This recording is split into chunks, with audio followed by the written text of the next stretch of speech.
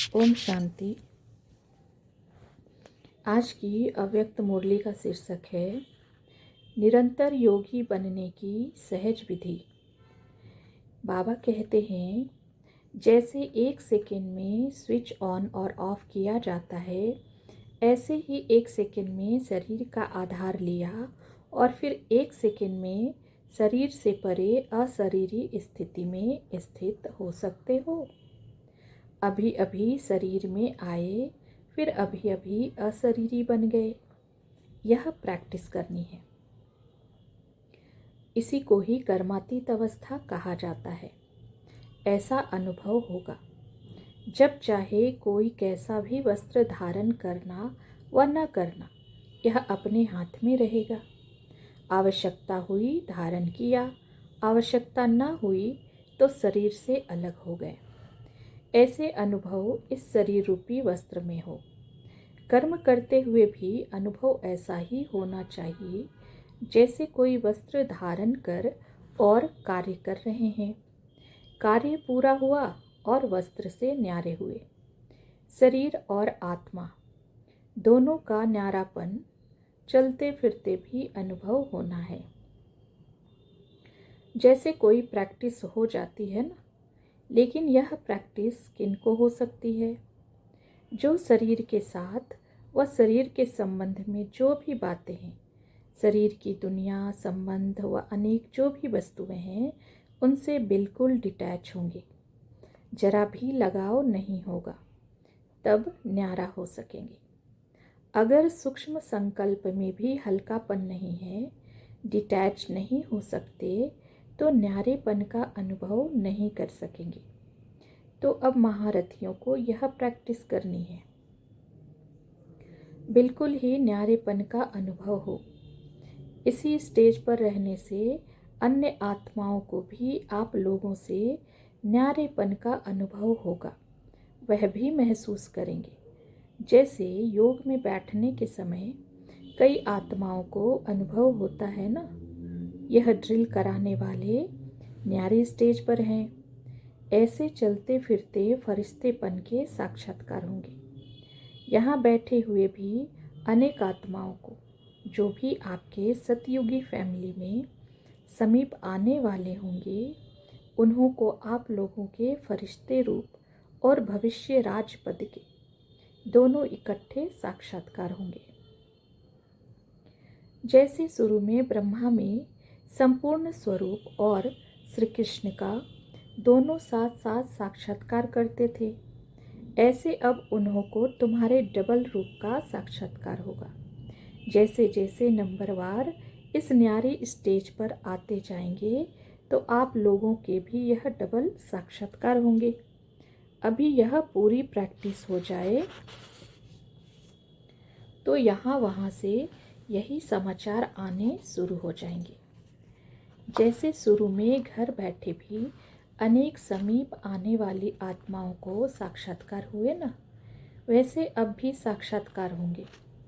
यहाँ बैठे भी बेहद में आप लोगों का सूक्ष्म स्वरूप सर्विस करेगा। अब यही सर्विस रही हुई है। साकार में सभी एग्जाम्पल तो देख लिया। सभी बातें नंबरवार ड्रामा अनुसार होनी है।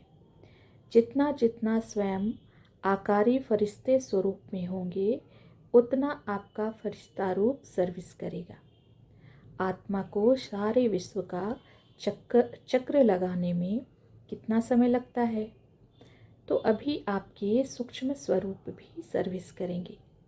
लेकिन जो इस न्यारी स्थिति में होंगे, स्वयं फरिश्ते रूप में स्थित होंगे। शुरू में सभी साक्षात्कार हुए हैं। फरिश्ते रूप में संपूर्ण स्टेज और पुरुषार्थी स्टेज दोनों अलग अलग साक्षात्कार होता था। जैसे साकार ब्रह्मा और संपूर्ण ब्रह्मा का अलग अलग साक्षात्कार होता था, वैसे अन्य बच्चों के साक्षात्कार भी होंगे। हंगामा जब होगा तो साकार शरीर द्वारा तो कुछ कर नहीं सकेंगे और प्रभाव भी इस सर्विस से पड़ेगा। जैसे शुरू में भी साक्षात्कार से ही प्रभाव हुआ ना, परोक्ष अपरोक्ष अनुभव ने प्रभाव डाला। वैसे अंत में भी यही सर्विस होनी है। अपने संपूर्ण स्वरूप का साक्षात्कार अपने आप को होता है। अभी शक्तियों को पुकारना शुरू हो गया है। अभी परमात्मा को कम पुकारते हैं, शक्तियों की पुकार तेज रफ्तार से चालू हो गई है। तो ऐसी प्रैक्टिस बीच बीच में करनी है। आदत पड़ जाने से फिर बहुत आनंद फील होगा। 1 सेकेंड में आत्मा शरीर से न्यारी हो जाएगी, प्रैक्टिस हो जाएगी। अभी यही पुरुषार्थ करना है। वर्तमान समय पुरुषार्थ की 3 स्टेज है। उन तीनों स्टेजेस से हर एक अपनी अपनी यथाशक्ति पास करता हुआ चल रहा है। वह 3 स्टेजेस कौन सी हैं? एक है वर्णन, दूसरा मनन और तीसरा मगन। मेजॉरिटी वर्णन में ज़्यादा है। मनन और मगन की कमी होने के कारण आत्माओं में विल पावर कम है। सिर्फ वर्णन करने से बाह्य मुक्ता की शक्ति दिखाई पड़ती है, लेकिन उससे प्रभाव नहीं पड़ता है। मनन करते भी हैं, लेकिन अंतर्मुख होकर के मनन करना, उसकी कमी है। पॉइंट्स का मनन भल करते हैं, लेकिन हर पॉइंट द्वारा मनन अथवा मंथन करने से शक्ति स्वरूप मक्खन निकलना चाहिए, जिससे शक्ति बढ़ती है। भल प्लानिंग करते हैं, उनके साथ साथ सर्व शक्तियों की सजावट जो होनी चाहिए वह नहीं है। जैसे कोई चीज़ कितनी भी अमूल्य हो, लेकिन उनको अगर उस रूप से सजाकर न रखा जाए तो उस चीज़ के मूल्य का मालूम नहीं पड़ सकता। इसी रीति नॉलेज का भल मनन चलता भी है, लेकिन अपने में एक एक पॉइंट द्वारा जो शक्ति भरनी है वह कम भरते हो, इसलिए मेहनत ज़्यादा और रिजल्ट कम हो जाती है। मन में प्लानिंग में उमंग उत्साह बहुत अच्छा रहता है, लेकिन प्रैक्टिकल रिजल्ट देखते तो मन में अविनाशी उमंग उत्साह उल्लास नहीं रहता। एक रस जो फोर्स की स्टेज रहनी चाहिए वह नहीं रहती। एक एक पॉइंट को मनन करने द्वारा अपनी आत्मा में शक्ति कैसे भरी जाती है, इस अनुभव में बहुत अनजान है। इसलिए यह अंतर्मुखता अतीन्द्रिय सुख की प्राप्ति का अनुभव नहीं करते हैं। जब तक अतीन्द्रिय सुख की सर्व प्राप्तियों की भासना नहीं, तब तक अल्पकाल की कोई भी वस्तु अपने तरफ जरूर आकर्षण करेंगी। तो वर्तमान समय मनन शक्ति से आत्मा में सर्व शक्तियाँ भरने की आवश्यकता है।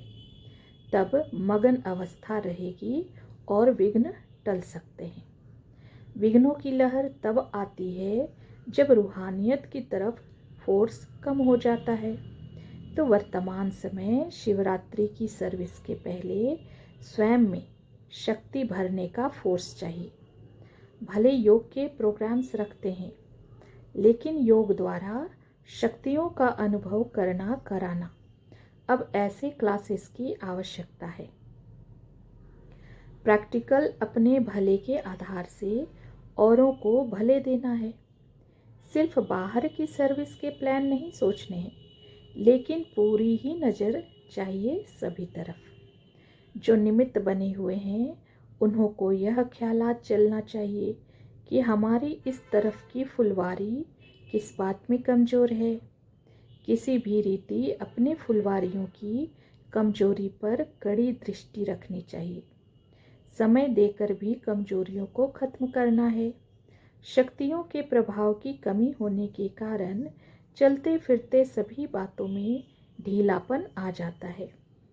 इसलिए विनाश की तैयारियां भी फोर्स में होते फिर ढीले हो जाते हैं। जब स्थापना में फोर्स नहीं तो विनाश में फोर्स कैसे भर सकता है। जैसे शुरू में तुमको शक्तिपन का कितना नशा था, अपने ऊपर कड़ी नज़र थी। यह विघ्न क्या है, माया क्या है, कितना कड़ा नशा था। अभी अपने ऊपर कड़ी नज़र नहीं है। अपने कर्मों की गति पर अटेंशन चाहिए। ड्रामा अनुसार नंबरवार तो बनना ही है। कोई न कोई कारण से नंबर नीचे होना ही है, लेकिन फिर भी फोर्स भरने का कर्तव्य करना है। जैसे साकार रूप को देखा, कोई भी ऐसी लहर का समय जब आता था तो दिन रात साकाश देने की विशेष सर्विस, विशेष प्लान्स चलते थे। निर्बल आत्माओं को भले भरने का विशेष अटेंशन रहता था, जिससे अनेक आत्माओं को अनुभव भी होता था। रात रात को भी समय निकाल आत्माओं को साकाश भरने की सर्विस चलती थी। भरना है तो अभी विशेष साकाश देने की सर्विस करनी है। लाइट हाउस माइट हाउस बनकर यह सर्विस खास करनी है, जो चारों ओर लाइट माइट का प्रभाव फैल जाए। अभी यही आवश्यकता है।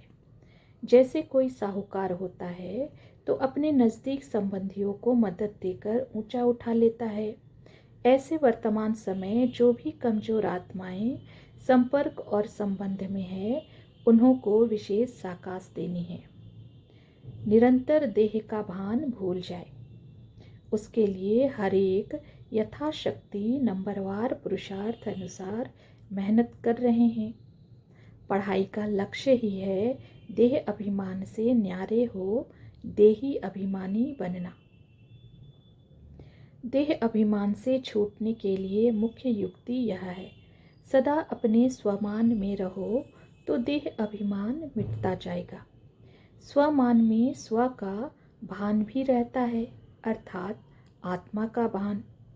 स्वमान मैं कौन हूँ। अपने इस संगम युग के और भविष्य के भी अनेक प्रकार के स्वमान जो समय प्रति समय अनुभव कराए गए हैं, उनमें से अगर कोई भी स्वमान में स्थित रहते रहे तो देह अभिमान मिटता जाए। मैं ऊंच से ऊंच ब्राह्मण हूँ, यह भी स्वमान है। सारे विश्व के अंदर ब्रह्मांड और विश्व का मालिक बनने वाली मैं आत्मा हूँ, यह भी स्वमान है। जैसे आप लोगों को शुरू शुरू में स्त्रीपन के देह के भान से परे होने का लक्ष्य रहता था। मैं आत्मा पुरुष हूँ, इस पुरुष के स्वभाव में स्थित कराने से स्त्रीपन का भान नंबरवार पुरुषार्थ अनुसार निकलता गया। ऐसे ही सदैव अपनी बुद्धि के अंदर वर्तमान व भविष्य स्वमान की स्मृति रहे तो देह अभिमान नहीं रहेगा। सिर्फ शब्द चेंज होने से स्वमान से स्वभाव भी अच्छा हो जाता है। स्वभाव का टक्कर होता ही तब है जब एक दो को स्व का भान नहीं रहता। तो स्वमान अर्थात स्व का मान, उससे एक तो देह अभिमान समाप्त हो जाता है और स्वभाव में नहीं आएंगे। साथ साथ जो स्वमान में स्थित होता है उनको स्वतः ही मान भी मिलता है। आजकल दुनिया में भी मान से स्वमान मिलता है ना। कोई प्रेसिडेंट है, उनका मान बड़ा होने के कारण स्वमान भी ऐसा मिलता है ना। स्वमान से ही विश्व का महाराजन बनेंगे और उनको विश्व सम्मान देंगे। तो सिर्फ अपने स्वमान में स्थित होने से सर्व प्राप्ति हो सकती है। इस स्वमान में स्थित वह रह सकता है जिनको जो अनेक प्रकार के स्वमान सुनाए उसका अनुभव होगा। मैं शिव शक्ति हूँ, यह भी स्वमान है। एक होता है सुनना, एक होता है उस स्वमान स्वरूप का अनुभव। तो अनुभव के आधार पर एक सेकंड में देह अभिमान से स्वमान में स्थित हो जाएंगे। जो अनुभवी मूर्त नहीं हैं, सिर्फ सुनकर के अभ्यास करते ही रहते हैं, लेकिन अनुभवी अब तक नहीं बने हैं, उन्हों की स्टेज ऐसी ही होती है।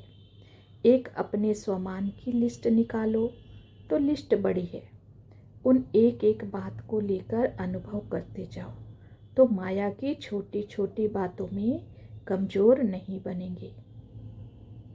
माया कमज़ोर बनाने के लिए पहले तो देह अभिमान में लाती है। देह अभिमान में ही ना आए तो कमजोरी कहाँ से आएगी। तो सभी को अपने स्वमान की स्मृति दिलाओ और उस स्वरूप के अनुभवी बनाओ। जैसे समझते हो मैं मास्टर सर्वशक्तिवान हूँ, तो संकल्प करने से स्थिति बन जाती है ना, लेकिन बनेगी उनकी जिनको अनुभव होगा। अनुभव नहीं तो स्थित होते होते वह रह ही जाते हैं। स्थिति बन नहीं सकती और थकावट मुश्किल मार्ग अनुभव करते हैं। कैसे करें यह क्वेश्चन उठता है, लेकिन जो अनुभवी मूर्त हैं वह कड़ी परीक्षा आते समय भी अपने स्वमान में स्थित होने से सहज उसको कट कर सकते हैं। तो अपने स्वमान की स्मृति दिलाओ। अनुभवी मूर्त बनने की क्लास कराओ। जो आपके समीप संपर्क में आते हैं उन आत्माओं को यह अनुभव कराने का सहयोग दो। अभी आत्माओं को यह सहयोग चाहिए। जैसे साकार द्वारा अनुभवी मूर्त बनाने की सेवा होती रही है, ऐसे अभी आप लोगों के समीप जो आत्माएं हैं उन्हों की निर्बलता को, कमजोरियों को अपनी शक्तियों के सहयोग से उन्हें भी अनुभवी मूर्त बनाओ। चेक करो कि जिन आत्माओं के प्रति निमित्त बने हुए हैं वह आत्माएं स्वमान की स्थिति के अनुभवी हैं। अगर नहीं तो उन्हों को बनाना चाहिए। यह मेहनत करनी है। अगर राजधानी के समीप संबंध में आने वाली आत्माएं ही कमजोर होंगी तो प्रजा क्या होगी। ऐसी कमजोर आत्माएं संबंध में नहीं आ सकती जब अपनी राजधानी को जल्दी जल्दी तैयार करना है। पिछली प्रजा तो जल्दी बन जाएंगी, लेकिन जो राजाई के संबंध में संपर्क में आने वाले हैं उन्हों को तो ऐसा बनाना है ना। ऐसा ध्यान हर एक स्थान पर निमित्त बनी हुई श्रेष्ठ आत्माओं को देना है। मेरे संपर्क में आने वाली कोई भी आत्मा इस स्थिति से वंचित न रह जाए, यह ध्यान रखना चाहिए। खुद ही अपने में कोई शक्ति का अनुभव अगर नहीं करते हैं तो औरों को क्या शक्ति दे सकेंगे। जो आत्माएं चाहती हैं, समीप आती हैं, समय देती हैं, सहयोगी बनी हुई हैं, ऐसी आत्माओं को अब माता पिता द्वारा तो पालना नहीं मिल सकती। इसलिए निमित्त बनी हुई अनुभवी मूर्तियों द्वारा यह पालना मिले। अगर यह चेकिंग रखो तो कितनी आत्माएं ऐसी शक्तिशाली निकलेंगी। आधा हिस्सा निकलेगा। जिन्होंने डायरेक्ट पालना ली है उन्हों में फिर भी अनुभवों की रचना भरी हुई है। औरों की यह पालना होनी आवश्यक है। तो हर एक टीचर को अपने क्लास का यह ध्यान रखना चाहिए। अच्छा, ओम शांति।